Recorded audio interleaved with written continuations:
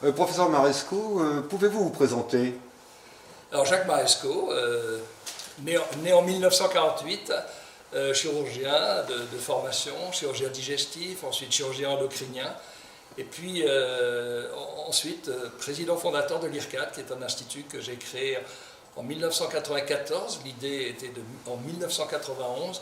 En 3 ans, on a fait un institut qui est dédié à la fois à la formation des chirurgiens de toutes les techniques mini-invasives et en parallèle une équipe de recherche qui vise justement à développer toutes ces techniques mini-invasives pour ne pas se faire imposer des nouvelles techniques par l'industriel. Vous enseignez à des chirurgiens du monde entier. Alors l'IRCAD au départ, on l'a créé en 1994. Les 3-4 premières années, on formait une centaine de chirurgiens. Au début, c'était en langue française parce qu'on ne parlait pas bien anglais.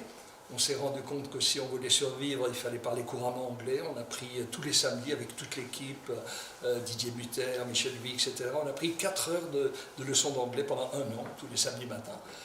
Et ça a explosé. Ça a explosé pourquoi? Parce qu'au départ, en fait, on n'avait pas de réseau du tout, on ne connaissait personne. Et puis progressivement, on a été chercher des key opinion leaders du monde entier. Et c'est devenu en fait progressivement la plus grosse école dans le monde de chirurgie mini-invasive, puisqu'on forme actuellement, rien qu'à Strasbourg, à peu près 7000 chirurgiens par an qui viennent de 120 pays différents. C'est une référence. Ensuite, par la formation Internet, c'est-à-dire le site WebSearch, qui est gratuit, qui est traduit en 7 langues, on a 430 000 membres.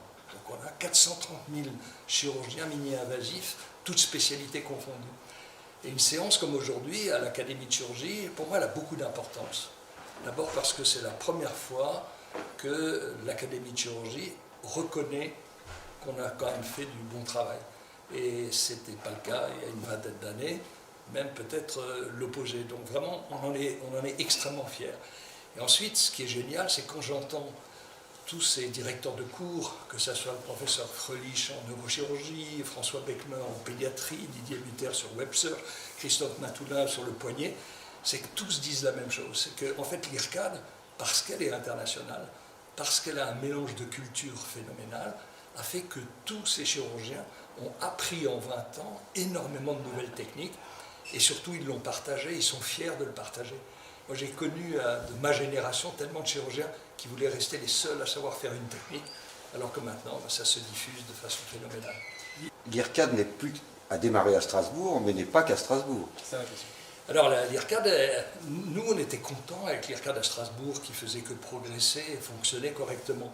Et on n'a jamais voulu s'étendre au-delà. Et puis tout d'un coup, on a eu, je me souviendrai toujours, c'était en 2007, la visite d'un Taïwanais qui était président et directeur général de 9 hôpitaux qui voulait faire un IRCAD à Taïwan. Comme toujours, on est un peu timoré. Quand j'ai présenté ça à mon conseil d'administration à l'IRCAD, ils ont dit mais ça va nous prendre de la clientèle, etc. En fait, on y a été. En 1 an, c'était construit. Et je dois dire que ça a été le démarrage d'une internationalisation de l'IRCAD. Parce qu'immédiatement après, on a eu un IRCAD à Sao Paulo, on a eu l'IRCAD à Rio de Janeiro, on a eu l'IRCAD au Liban, on a eu l'IRCAD maintenant en Chine, qui est en train de se faire aux États-Unis, en Afrique, génial pour une fenêtre sur l'Afrique avec un pays fantastique qui est le Rwanda. Donc tout d'un coup, et puis des projets avec des discussions en cours en Inde, en Russie, etc. Et je me dis, c'est quand on a commencé tout petit, sans argent, il faut voir le début de l'IRCAD, où mon épouse a fini ses études de droit, elle voulait être avocate, elle n'a pas fait le barreau pour m'aider à l'IRCAD. Donc elle avait fini son droit, elle faisait les cafés, elle faisait le ménage pendant 3 ans, parce qu'on ne pouvait pas. Alors maintenant on voit l'IRCAD qui est un temple, avec BMW qui nous a donné 2 séries 7 pour chercher les experts à l'aéroport. Voilà, tout d'un coup c'est waouh, et on est devenu le premier centre, y compris maintenant en robotique.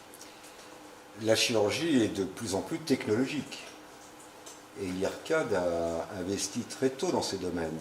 Alors nous, on a été convaincus dès le début de l'importance de la technologie, et y compris la robotique. Alors pour moi je fonctionne toujours par choc. l'ai expliqué pendant la conférence à l'Académie de chirurgie, le choc que j'ai eu avec ce visionnaire qui est Rick Satava, qui est le visionnaire, c'est lui qui a eu toutes les idées qu'il nous a données.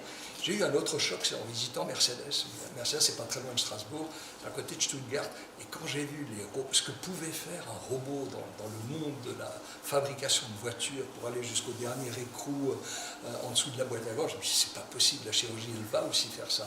Et on y a cru dès le début, on a été critiqué au début, comme toujours. Il y a énormément de chirurgiens conservateurs qui disaient à quoi va servir le robot, ça ne pourra pas faire mieux que ma main.